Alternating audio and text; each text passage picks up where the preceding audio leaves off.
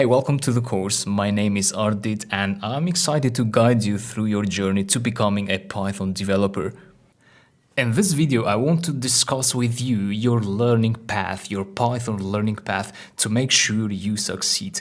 So we have prepared a PDF infographic which you can download from the lecture resources, and I'm going to go through this PDF to discuss all the learning path options with you to make sure that you are following the correct learning path. But before we discuss your learning path, allow me to provide you with an overview of the course structure.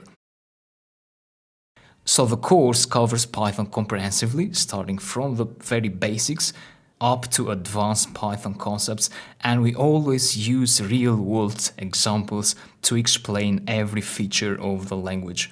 That makes sure that you not only learn the syntax of Python, but also the logic behind programming. So we will start with the Python basics, which are beginner friendly. So if you are an absolute beginner, this course is also for you.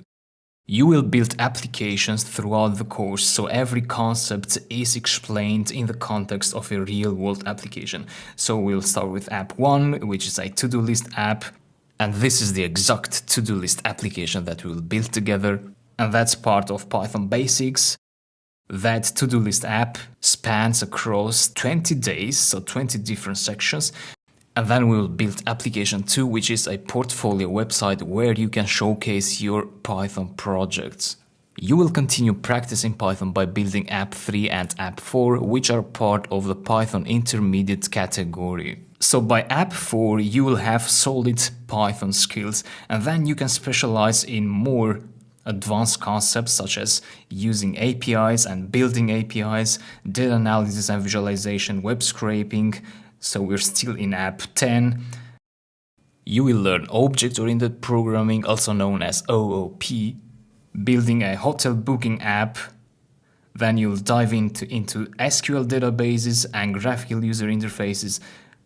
You will learn web development with Python using Flask and Django, building some fully featured websites with forms and admin interfaces, data science and machine learning as well, building a movie recommendation system, and also creating Python packages so that you can publish your code as a package and others can install and use your packages.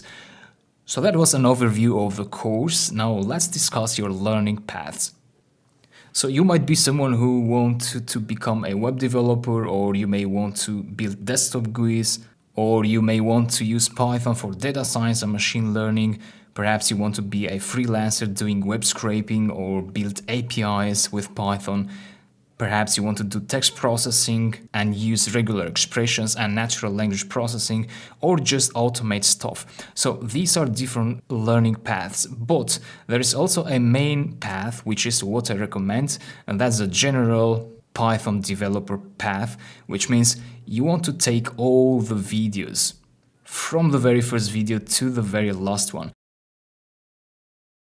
As you can see, we have placed dots at the applications you want to stop if you want to take either of these learning paths. So the Python developer path stops at every single application, because each application will not only give you advanced specific skills about certain areas of Python, but will also solidify your core Python skills. So every application is an opportunity to practice and perfectionize your Python skills. However, if you are interested only in certain areas of Python, like becoming a web developer, you want to stop only at these apps. So you always want to stop at the first app, because that covers the Python basics. So every single path that you take, you want to do that first app. And then stop only at those apps, so watch only those videos where you see the dots. That's my recommendation, because those videos cover that specific area of Python. And once you have completed one of these paths, you'll be able to build your own applications in the future independently. Remember, practice makes perfect. That's why we have all these apps here in the course. So we build them together. If you get stuck, you can use the Q&A in the course. There are thousands and thousands of questions and answers by other students, and you can also ask your own questions there. So thanks a lot for following this. Let's start learning Python in the next video. See you there.